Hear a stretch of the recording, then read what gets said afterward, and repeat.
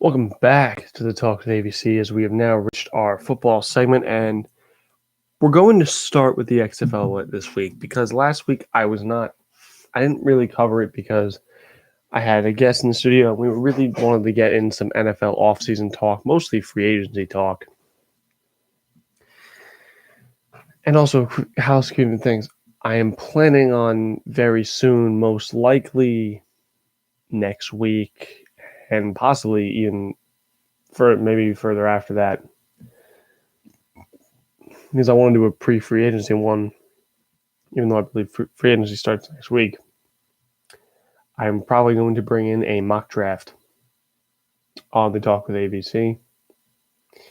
So that's most likely going to show up on the Talk with AVC. We're probably going to have a mock draft segment next week. But enough of that. We're going to get into the XFL.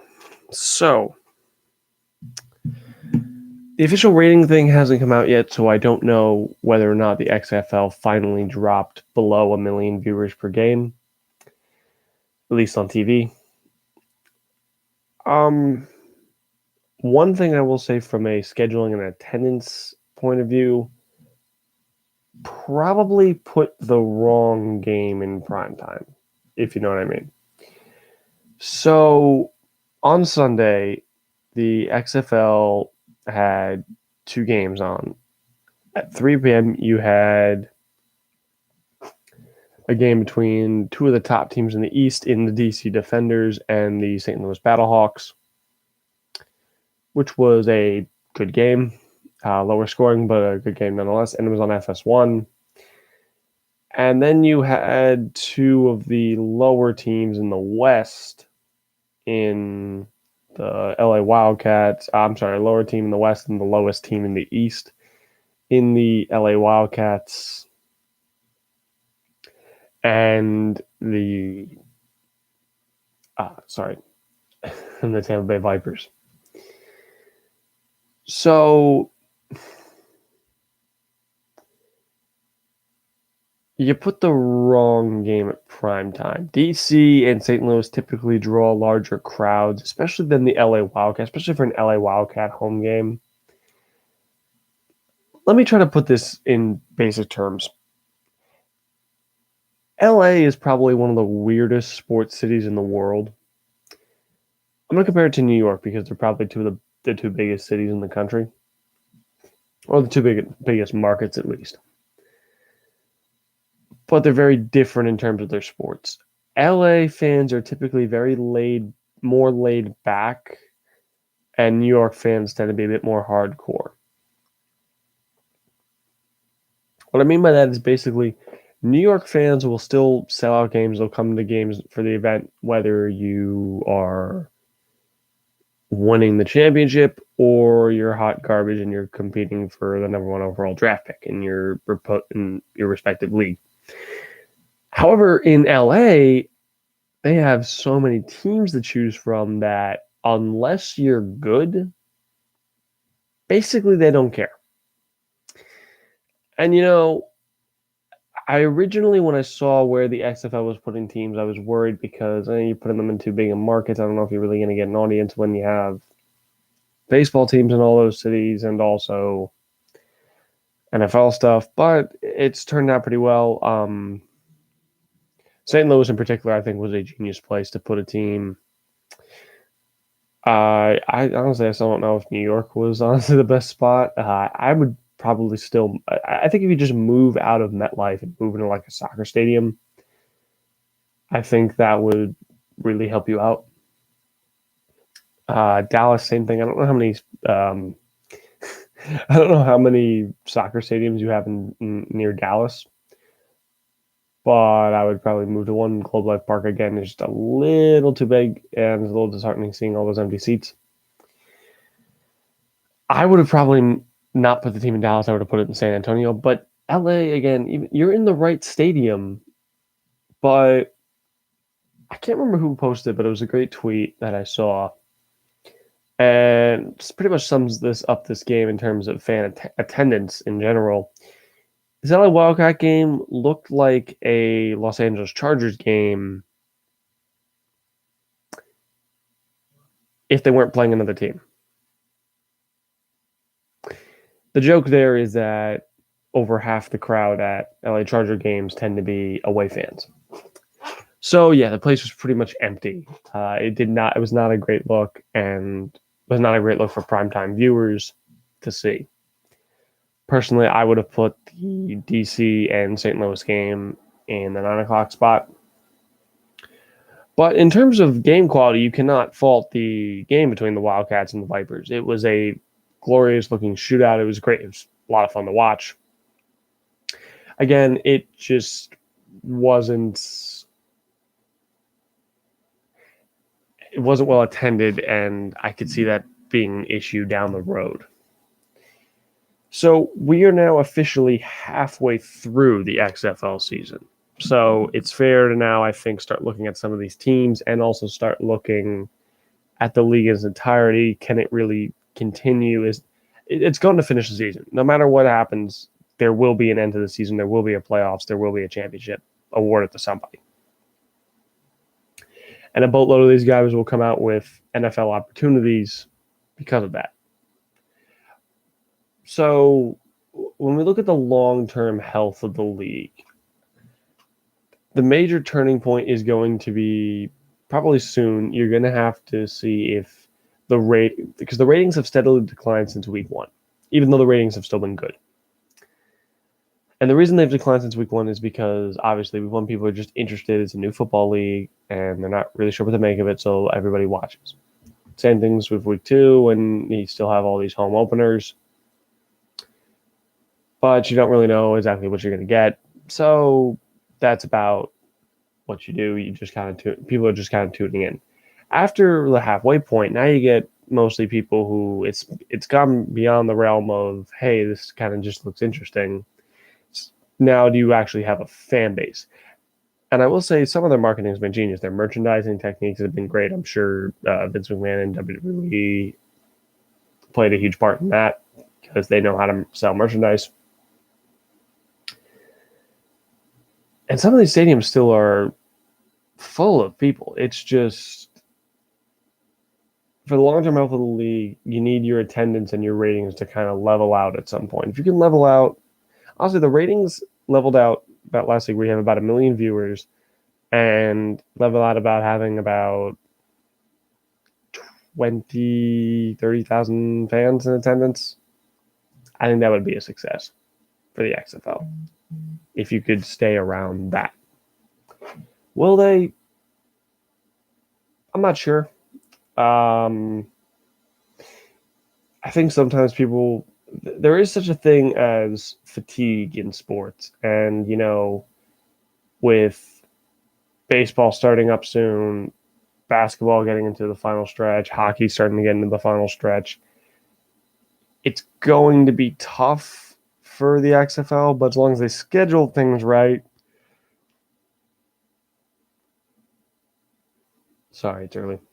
As long as they schedule things right and they keep on the major networks, I think they'll be fine. There's also March Madness coming up, so it's going to be tough. This is going to be the true test for the XFL if it can survive in this environment, because no, they're not competing with the NFL, but you've got all this other stuff going around it at a time when people are kind of ready to move on from football. So we'll see. In terms of the actual playing teams, and let's look at that. So I've basically come to realize that there are tiers of teams. There's the Houston Roughnecks, and then there's everybody else. That's basically how it pretty much looks right now. Houston seems heads and heels above everyone else. However, they're winning a lot of close games. And they play a team this upcoming weekend, the Guardians, who have rebounded as of late and are a much better defensive team. The Houston Roughnecks are definitely the most fun team to watch. They score a lot of points. The reason they're really so much fun to watch is partially due to PJ Walker, partially due to the fact that they play like a college team. They play an air raid style offense. They play kind of like Oklahoma, and they play like a college team. So they're fun to watch.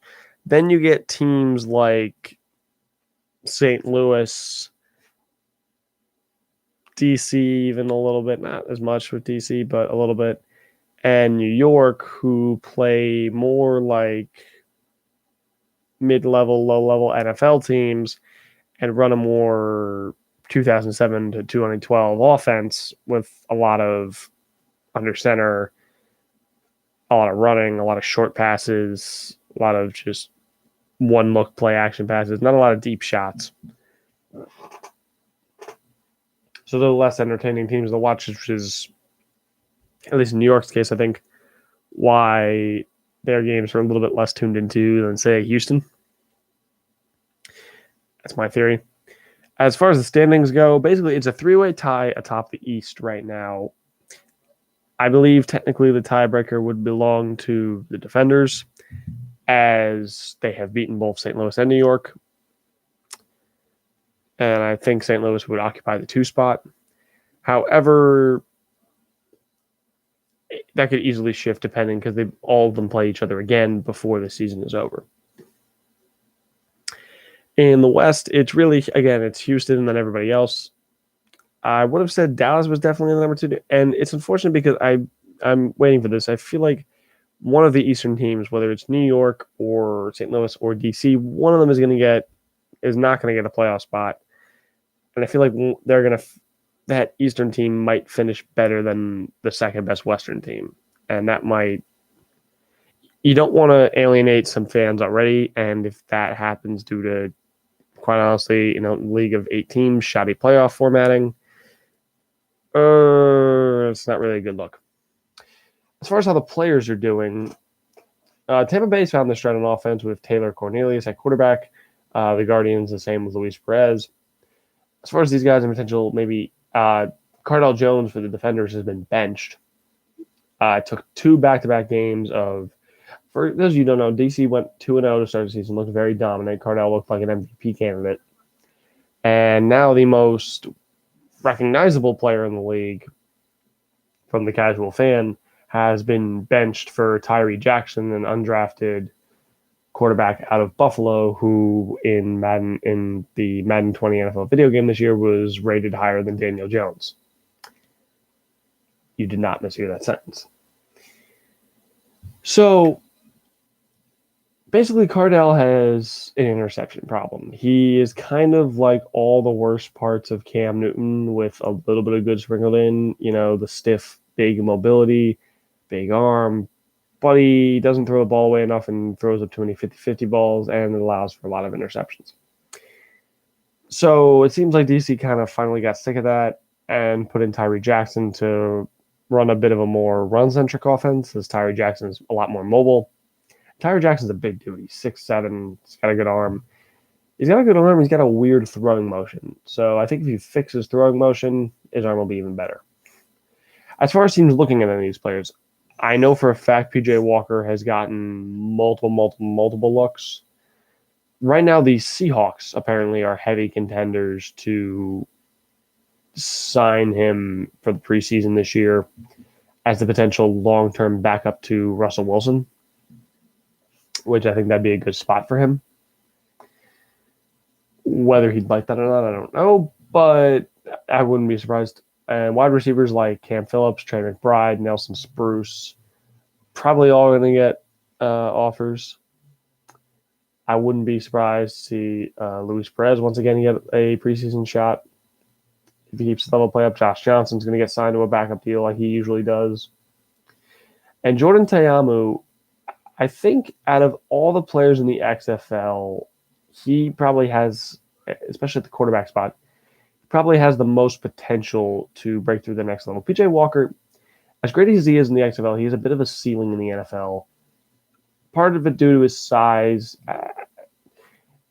When you're that size, if you're not Russell Wilson, Kyler Murray, or Drew Brees, you're not going to be an impact player in the NFL. Could he be? Yes. He could also kind of be a Johnny Manziel without the off-field issues, which is flashy, but kind of just okay. A solid backup option. And I don't think that's a bad thing for him. I just feel like that's his ceiling. I think he'd be a quality level backup and a spot starter. I don't see him as a consistent NFL starter, PJ Walker. However, Jordan Teamu, if his offensive line could block for him, I could definitely see becoming. He's got a great arm. He has shown good IQ. He makes his reads. He's willing to actually throw the ball away instead of just hucking it up like Walker and Cardell seem to. He has that typical NFL size and frame. Honestly, I would not be surprised to see a team like Atlanta, Pittsburgh, Carolina, New Orleans, team a team with an aging quarterback pick him up this offseason before preseason and try to develop him as the long-term future QB. That would not surprise me whatsoever. All right, with a few minutes left in this segment, we are now going to take a look at the NFL rather quickly. Just going to go over a few little things that have happened. Austin Eckler has been re-signed to the Los Angeles Chargers. If you read between the lines, I'd say bye-bye Melvin Gordon. And finally, some team learned how to pay a running back. Wow, it took you long enough. So Eckler, in his entire contract, I believe, is earning about a little bit more than about a fourth more than a guy like Gurley might make in like an entire season. And Eckler was one of the best running backs in football last year, comparable to Christian McCaffrey for his insane receiving ability and his breakaway speed. And you got him on a cheap deal. Well done. A team finally managed not to overpay for a running back. Good job. Good job, Chargers. So that, in my opinion, was a great idea. Melvin Gordon, he'll catch on somewhere, but as the far more injury-prone of the two and the more expensive one, I wonder where he will catch on. And the Chargers also have Justin Jackson for the more in-between-the-tackles type running and more goal-line power running. So I wouldn't say as much. If you are a fantasy football fan, I would invest in Eckler heavily. I think he's going to have another great year like he did last year. Depending on the quarterback, but I don't really think it matters. He's going to end up being a bit of a safety blanket as that receiver out of the backfield, especially if Hunter Henry leaves. A couple other things. The Cowboys have offered a contract to Dak Prescott to make him the highest paid player in the NFL. No word on if he has accepted it yet, but that is what has happened. The Cowboys finally caved and offered him the richest contract in history. My opinion, why were you waiting so long? What were you hoping for? If you weren't going to really try to whittle it down at all, if the issue was, we got to save cap space, then Jerry Jones is becoming very quickly with his star players all bark no bite, and that can have an effect soon if the Cowboys might get into cap hell soon. I wouldn't be surprised. And the last little NFL tidbit I want to talk about, the last two little NFL tidbits, is two teams bolstering their secondaries. The Jacksonville Jaguars. Oh, the Jacksonville Jaguars. Where do I begin with you? Once a team with such promise in the AFC Championship game with a 10-point lead in the AFC Championship game against the Patriots. Think about it, guys. We almost had a Super Bowl between Nick Foles and Blake Bortles, or Blake Bortles and Case Keenum, depending on who won the NFC Championship game. That would have been hilarious. However, there's a picture up on U Stadium's Instagram. It is the Jacksonville Jaguars defense of Telvin Smith, Jalen Ramsey, Sean Gibson, AJ Boye, Barry Church,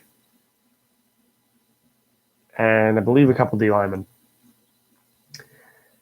And the caption is, just like that, it's gone. That was only a couple of years ago. This was a team that was supposed to be a future star team in the league. They beat the Patriots in the regular season. They looked primed to repeat with that amazing defense. They had one of the youngest, up-and-coming, best defenses in all of football.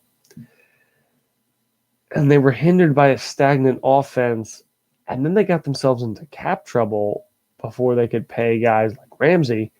So they shipped Ramsey off. They got some draft picks out of it, so I'm not going to say that was a total bad idea. But at the same time, you lost your best player. That's never really a great thing. And then now you just dumped AJ Boye to the Broncos for a 4th-round pick just to get rid of his contract. Probably to try to pay Yannick Ngakoue, who is probably going to be gone too.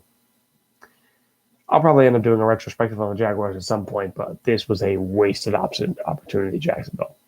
And the last little thing that I want to talk about in this segment is Josh Norman, the infamous man himself, was signed to the Buffalo Bills this morning for, I believe, a 1 or 2 year, about $8 million contract. Now, normally I would say injecting a guy like Josh Norman into a very young, youthful defensive locker room like Buffalo, you're just starting to build something good here. Not really a great idea. However, Josh Norman, the coach of the Buffalo Bills, is Sean McDermott, Josh Norman's defensive coordinator for all the years he was in Carolina. And Tre'Davious White has drawn a lot of comparisons to prime Josh Norman, mostly because he can only cover one side of the field. But he does a really good job doing it. My point being that McDermott knows how to use these guys, and McDermott has shown that he can be a very good coach. So I don't think this will hurt them too much. And it will make it so they can fully go after addressing the offense in the draft. All right, thank you all very much for watching this football segment here on the Talk with AVC. In about a minute or two, we are going to move into our last segment of the day, which is going to be our big talking point segment, where this week it's going to be talking about mega and long-term contracts in sports. Hopefully, I will see you all there.